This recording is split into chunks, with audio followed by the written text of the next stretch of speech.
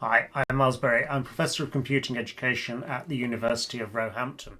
Before I started at Roehampton, I was a school teacher. I spent 18 years working across four different schools, 3 years as a head teacher, and I've had a long-standing interest in how we can use technology to support accessibility and inclusion across the curriculum, and that's what I'd like to talk about now.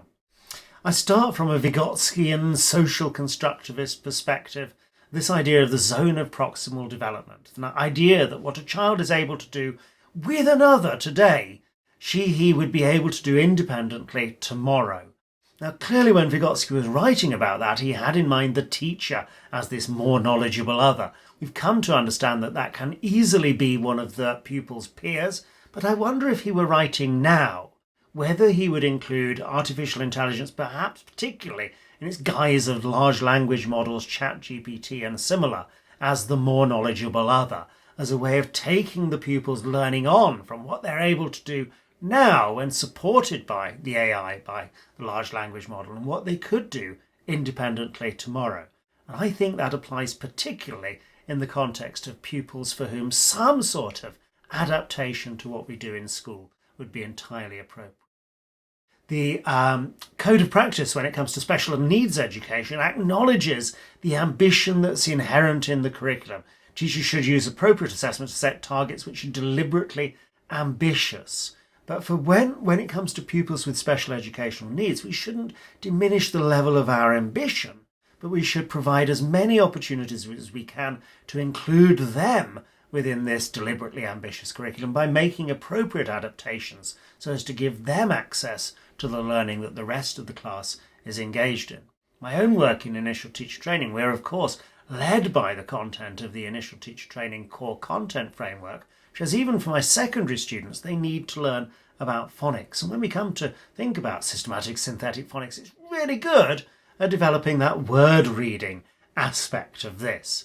But what about the language comprehension side, which core content acknowledges sits alongside the word reading? I'm thinking perhaps particularly for pupils who are dyslexic, particularly perhaps for pupils who are visually impaired, where that ability to read individual words is going to be a real struggle. But that shouldn't stand in the way of their ability to develop their language comprehension. I love Scarborough's notion of the reading rope there. And perhaps we focus too much on the word recognition elements of that without really recognizing how important language comprehension is. And there are many readily available AI tools which are really good at supporting pupils over the hurdle of that word recognition, where that is the barrier to them making progress as a skilled reader. And so they can bring then into that all of their skills, all of their facility when it comes to language comprehension. We also, of course, within the national curriculum have this recognition that many of our pupils are learning English as an additional language. Think, if you will, of how much cognitive load that puts in their way. Yes, there are all of these big ideas in history and geography and science and mathematics, but they also have to cope with learning about this in a language which is not their own mother tongue. They do incredibly well. Pupils with English as an additional language outperform their native English-speaking peers when it comes to GCSE. Their Progress 8 scores are amazingly good on the whole. And there's much that we can do for those pupils, perhaps particularly at that early stage in acquiring English as a language, using technology to help them over that hurdle to manage the extra cognitive load of coping with another language. And now when we think about the new version of the ITT and early career framework, we have a recognition of the role that technology can play when it comes to adapting teaching. So from 2025, new teachers will need to learn that technology, including educational software and assistive technology, can support teaching and learning for pupils with SEND. And that, of course, includes artificial intelligence tools, as well as learning how to provide opportunities for all pupils to experience success by making effective and judicious use of specialist technology to support their pupils who have SEND. Okay, let me move on. So let's think about some of these uses of good old-fashioned machine learning, artificial intelligence systems, and particularly, of course, the generative AI tools. So you can, with the ChatGPT app installed on your phone or just by dragging the picture there onto the interface, give it an image. Take a photograph from a textbook and say, what can you tell me about this picture? Think of how something like that removes barriers for learning for pupils with any sort of visual impairment. And of course, it gives us text there in really quite sophisticated grown-up language. But it's very, very good at transforming text from one form to another. So the follow-up prompt with put this in language more accessible to a 13-year-old, and it does a very, very good job of explaining all about the images which are characteristic of Greek pottery. I don't think it's necessarily the sort of language I would want 13-year-olds submitting for assessment purposes, but it does a good job, doesn't it? And of course, even at an earlier level, using something like Microsoft's Seeing AI on the phone, the ability to just show it written text in a printed book and have that text read out loud. Think of what a boon that is for anybody with visual impairment, anybody who struggles to do all of that decoding of graphemes into phonemes, of reading that text to themselves. Having that read aloud is such an advantage. And it can even cope with handwriting. This is, I think, using Apple's own text recognition, and it copes even with my relatively scruffy doctor style handwriting. Microsoft have their lovely maths tool as well, which will take a photograph of handwritten simultaneous equations there. And, given a pair of simultaneous equations, it knows exactly what to do. The lovely thing about their maths app is that it will then go on and set some more practice questions in the same style. What about the reverse direction, moving from, instead of going from images to text, what about going from text to images? So here's the introductory text from the Wikipedia article about digital piracy. So I give that as a prompt into ChatGPT and get some images produced. And perhaps that makes it a little bit more sticky. Perhaps that makes it a little bit more accessible than that really quite wordy text that we start with there. And of course, these image generation engines just get better and better and better all of the time. This is using Midjourney with a very detailed prompt, which produces this incredible photorealistic image there of a traditional 17th century, I think, pirate sat at an old-fashioned computer pirating all sorts of things. Working with speech is very easy too. I think I will at this point stop my slideshow and turn the captions on for you. Let's turn the caption settings, and we're going to go into English originally, and let's just play from the current slide. So what you should see at the moment is it's listening to me talking. It hasn't been pre-trained at all. And down at the bottom of your screen there is its transcription of what I'm saying. For many, many of your pupils, that's not going to be a distraction from what you're saying in class, but it allows them to pick up on the vocabulary, to see the spelling of the words that you're saying, and really support them when it comes to language acquisition. This applies particularly, I think, for those with hearing impairment, perhaps particularly for those who are learning English as an additional language, or just who are still learning English, which will be many of your pupils. The other direction is amazing too, so let's bring another window up on screen so you can see this in action. Okay, so here is some text here. This is Roehampton's policy around the use of, around detecting whether AI has been used in assessment and what we should do. I'm going to move into immersive reader mode for this Word document here. Let's have a look at the voice settings. It's going reasonably quickly with a male tone of voice. More detailed guidance will be available from September 2023. What to do? The uncredited use of generative AI falls under our academic misconduct regulations. And you can see the rest of it now. There are also tools there to change the presentation of the text. If you really do want to see things in Comic Sans, I'm not sure anybody ever would. It's available there as an option. Let me take it in the other direction too. So you've seen already that captioning happening in a presentation. We can do that with an empty Word document here. I'm going over into the dictate mode. Problem with dictation, I think that could be because I have the microphone running for my recording as well. Let's try this once more. It's listening to me now, and it's writing down the things I say. So I don't know, what am I going to talk about here? Let's talk about ways that AI can support accessibility and inclusion. So one of those ways could be for visually impaired learners being able to scan a piece of text or text on a computer screen and have that read out loud. Another way, perhaps for pupils who struggle to get their ideas down on paper, would be listening to them telling their story or reading or speaking their essay into the computer. Of course, this isn't going to be beautifully formatted prose, but it's a starting point. It gets over that hurdle of knowing what to say, of how to start things. My real problem with this and similar technology is that at the moment, this isn't allowed in GCSE exams. The only dictation software which I think is allowed is the stuff which runs without a connection to the internet. What I'm doing here is relying on Microsoft's vast server farms to be able to take these phonemes and present those to you as graphemes, as proper English words. And that's not allowed to use this particular technology in an exam, regrettably. And you can stop that now. Where do we go from there? Let me take you back to my slide presentation and we'll carry on. Oh, it's still doing the captioning. That's okay. I can cope with that. I hope you can cope with that. So you've seen that in action. And of course, pupils will be very, very familiar with these speech-to-text tools with the smart speakers, which many of them will have in their rooms. And the conversations which pupils have with these are already part of their everyday experience of AI. I remember my daughter being set homework to do on the computer. I think it was one of these doodle maths drill and practice things. It says, what's 27 times 32? And of course, she immediately says, hey Google, what's 27 times 32?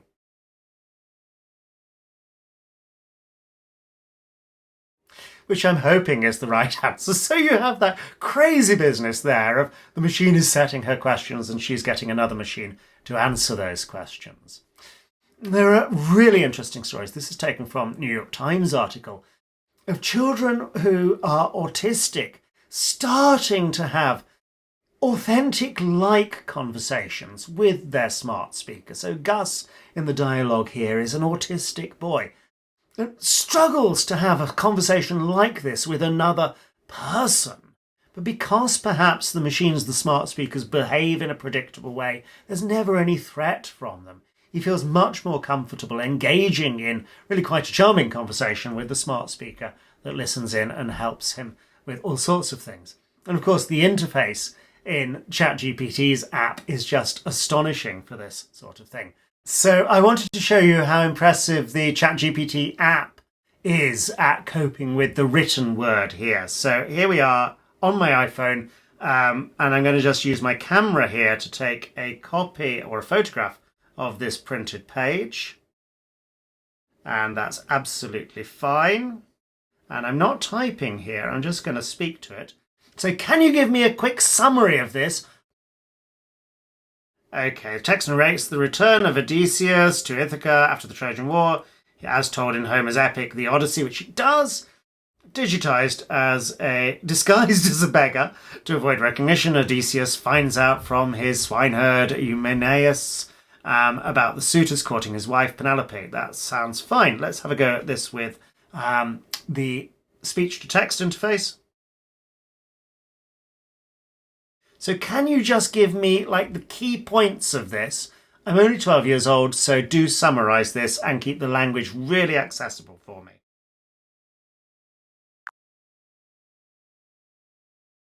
Sure. Odysseus comes back home after a long time, but hides who he is and looks like a poor man. He finds out that many men are at his house trying to marry his wife, Penelope, because they think he's gone for good. She says she'll marry the guy who can shoot an arrow through 12 axe handles, because only... Okay. You can do this in the browser as well. Here's one we prepared earlier, but let's bring that up in my browser tab here. So we have the text interface to, this is Google's Gemini, the successor to its Bard platform, and you'll see the little microphone icon here. I can do a similar thing in ChatGPT, of course. So let's think about, let's take the example I had on the slide there. Can you tell me the story of Homer's Odyssey, or just really the outline of the story? Could you put that in language which would be accessible to, let's say, an 11-year-old?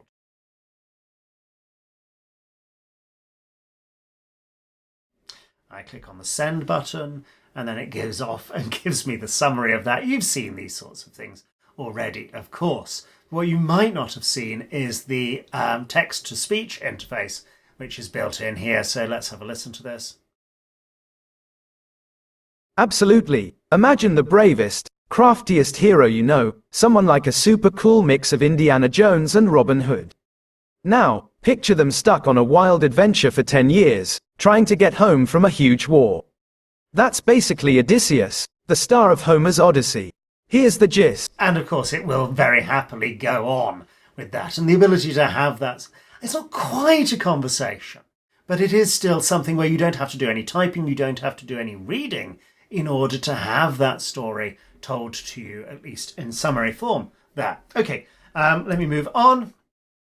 And that takes us from working in English to working across lots of languages. There's some lovely tools. So Write and Improve from our friends at Cambridge has this really nice sort of ability to practice English as a foreign language, as an additional language there. It will set you tasks and then give feedback very closely matched to your response to that. This is old school machine learning rather than cutting edge large language model stuff. I suppose everybody now is familiar with Google Translate and has a vague understanding of the technology on which that's based. We had for a long time that sort of sense of a common corpus between text which had been translated by some of the best translators in the game between all of the European languages. And so the pattern matching of this phrase when it comes up in English gets translated as that phrase in French and vice versa. I can, of course, have that happening with this transcribed text. Again, stepping out of my presentation here and swapping my subtitled language over to French, and then returning to my presentation from the current slide. So as before, it is decoding these phonemes into graphemes, but then it is translating in real time these the written language into written French. And I hope to do a reasonably good job of it. Very, very easy to take text and translate the content of a slide there in a presentation, or in this case, between one Word document and another document. This is built into Word. I can show you that. If we flip back to this one and come out of Immersive Reader View, and then I am looking for Review and translate the whole document from English, it would have detected that, to French, and here we go. And so we see there the French translation of the document I've just been looking at. I don't know how accurate this is as a translation. And I think the key point here is not to do this for your pupils, but to teach your pupils how they might do this for themselves. And of course, other tools are available. I'm really very impressed by the quality of DeepL as a machine translation tool. I've used this live when abroad for having conversations around tables. It runs beautifully on the smartphone, but also will run in the browser. Let's have a quick demonstration of this. So again, we're going to speak in English and see what the translation is into French. Okay, everybody, I'd like you to turn to page 32 of your book and start at question number 9. You can miss out the odd-numbered questions. If you get stuck, please put your hand up and I'll come and help.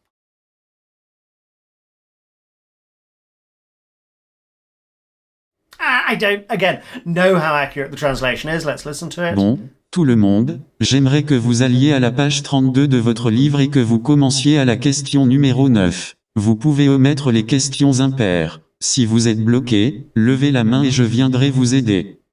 I think that's done a pretty good job. Let's swap that over.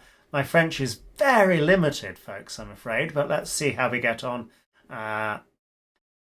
Bonjour, je voudrais une pizza et un verre de vin rouge. And I think that's roughly what I had in mind. Okay, I like the R in there. Oh, let's hear it back. Hello, I'd like a pizza and a glass of red wine. And who wouldn't? Okay, where do we go from there?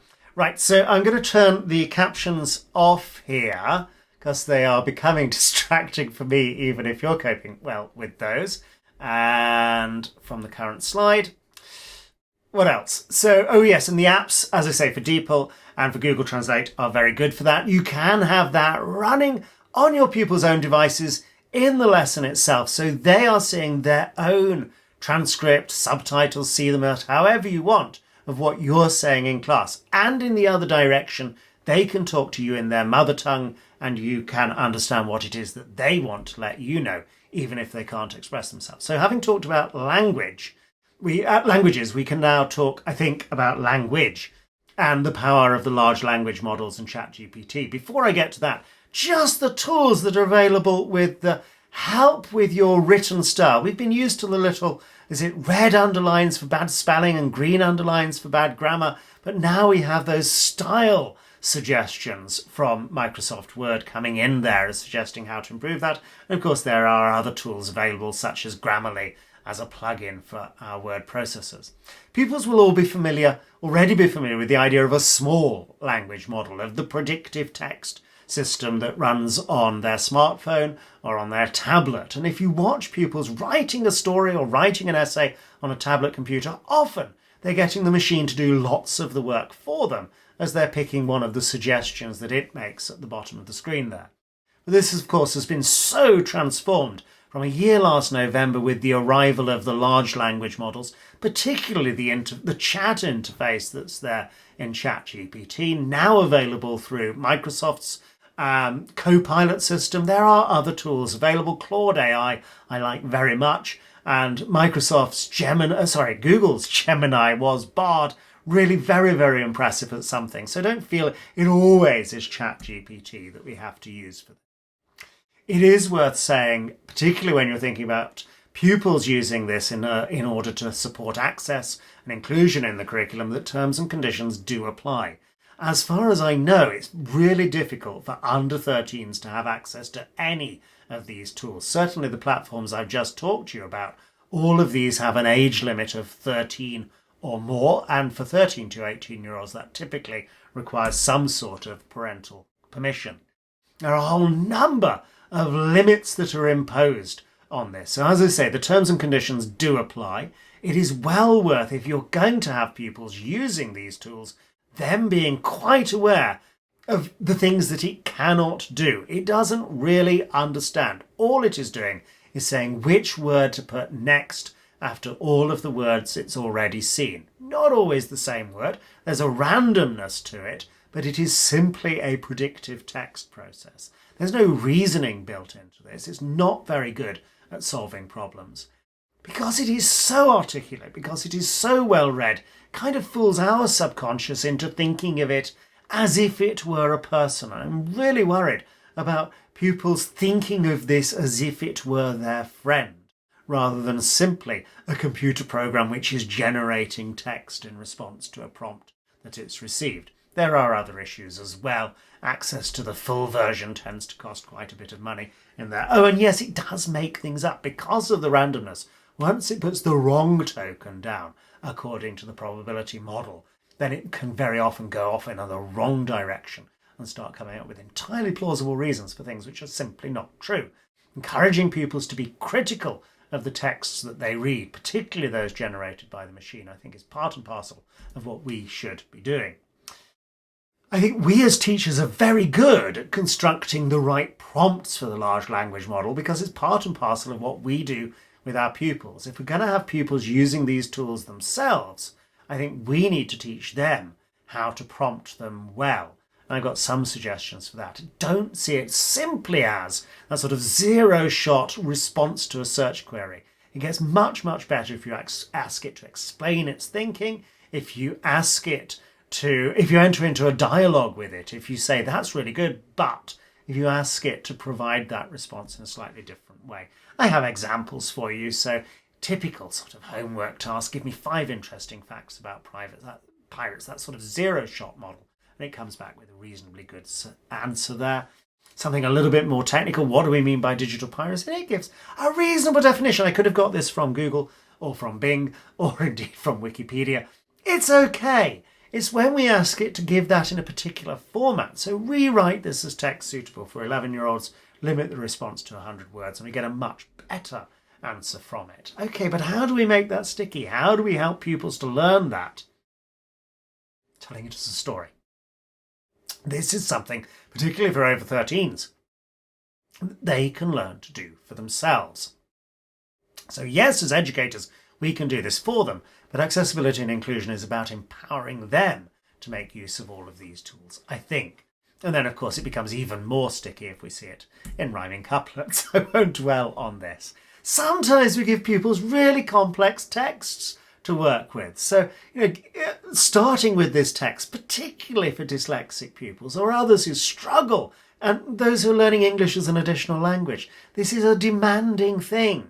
Asking it to give a summary of the article, so much more useful, it really is. And of course, we can slip into that role play mode there. I'd like you to role play as Homer's great hero, Odysseus. I know you're going to be role playing, so don't keep reminding me of that, but let's enter into a conversation. I'm only 12 years old, so keep your responses really quite simple.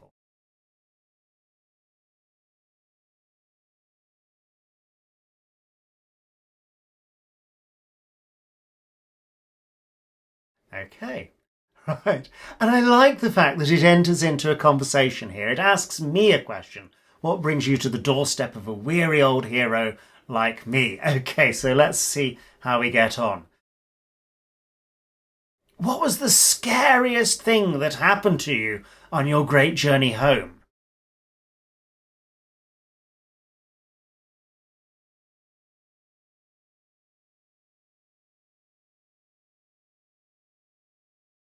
And I love this sort of sailing jargon that it's doing in here. Let's listen to this. Shiver me timbers, that's a tough one. My journey back from Troy was chock full of hair-raising encounters, from six-headed beasts to whirlpool monsters.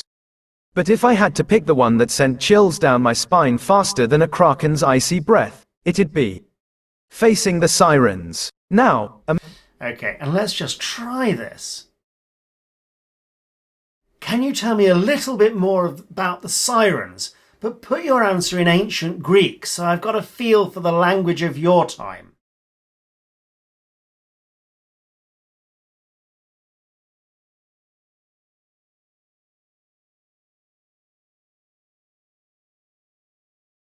I'm really curious to see whether it's got the ability to read this aloud. It's not going to read that aloud to me. Okay, I think we're beyond accessibility and inclusion there, but isn't that amazing that it can do that? So that was my example with Alfred. Great. So here is my daughter's work in response to an RE essay that she was set. This is lower secondary. So she responds. She's using all of these accessibility and inclusion tools. She's saying this aloud to her word processor. It's transcribing her words. It's okay as a starting point. We then give this to ChatGPT and say, what do you think about this? Can you give me some critical suggestions for how to improve on this? And it gives much, much better feedback than most teachers will ever have time to do. It's also quite critical in some of the ways it's picking out things from there. So that ability to get feedback before handing something in and giving somebody confidence that the work that they've done is meeting the standard. And of course, it will happily go off and produce a better version of the story that she had written. At what point do you feel we've crossed a line there into making the machine do the homework for you? Which brings me, of course, to the most important questions with so much of this, which is the ethical aspects of this, and a few that I'd like to touch on with you.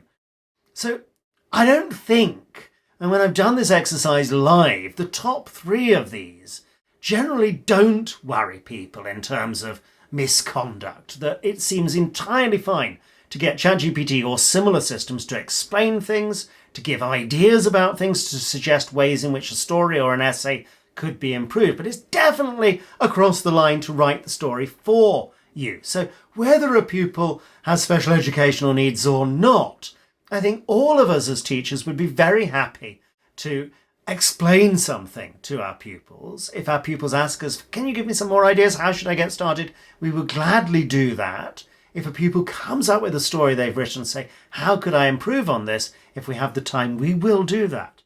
But if a pupil asks us or a friend or their parents or a tutor to do the homework for them, generally we'll say no. And I think that explains why the line gets drawn generally between the third and the fourth bullet point there. Of course, special rules apply for coursework, for non-exam assessment, and here JCQ's rules are really quite clear that the school cannot accept work for formal assessment unless it is the pupil's own. And I think we're up against this. How will schools be able to tell that this is the pupil's own unassisted work? And is that always fair? I want to come back to the Vygotskian aspect of this. The great idea that Vygotsky had is how much of learning happens through the medium of language. And up until a year last November, that was always communication with another person.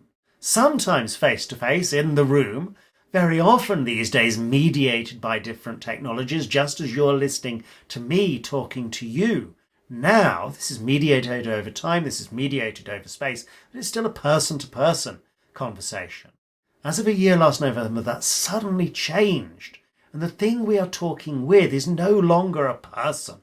All it is this predictive text, but it fools us into thinking of it as something approaching a person. And as we think ahead to Keir Starmer and Labour's agenda for education and this real focus on oracy, I think he's absolutely right about how central talking, listening is to language. And it really does worry me that that's no longer a person-to-person conversation. That much of what we can use the large language model for is as a substitute to a conversation with another person. Anthony Seldon says, learning at its best is hard, and you will all know, I'm sure, that the things that have stuck with you are often those that you really struggled to grasp the first time round, putting in that effort, really concentrating, really practicing these things did seem to matter. And Seldon is worried that the AIs come along and just make so much of this so easy, and that has real implications for assessment. For many of our pupils, learning English as an additional language with special educational needs, learning is not an easy thing. All learning is hard. I don't think it's outrageous to say a little bit of extra help, a little bit of assistance in these sorts of appropriate ways helps to provide access to what is still a very challenging and a very ambitious curriculum for them. Department for Education, bless it, acknowledges this, that even with the AI tools, this foundational knowledge, knowing things, being able to do things, is absolutely central to education. And access to the large language models, now just as access to Google in the past, is no substitute for a secure foundation. Being able to use these tools well is about knowing how to prompt well and being able to evaluate and make sense of the response, and really importantly, connect what we're told by ChatGPT or whatever to the knowledge that we already have. And I just wonder how ironic it is now that in order to use ChatGPT, in order to access OpenAI, I'm the one that has to prove that it is human because it does such a good job of pretending to be human. What is it that makes us human beings? What is it that makes us special? I don't think it is merely our ability to put a tick in that box. It's qualities like these. And for our pupils with special educational needs, these are just as important as for everybody else in the school. And focusing on a curriculum, focusing on education which develops these remains just as important now as it ever did. Anyhow, thank you so much for listening to this. I hope this has been interesting for you. I'd love to follow up with response to your thoughts on what I've been talking about and any questions that you might have.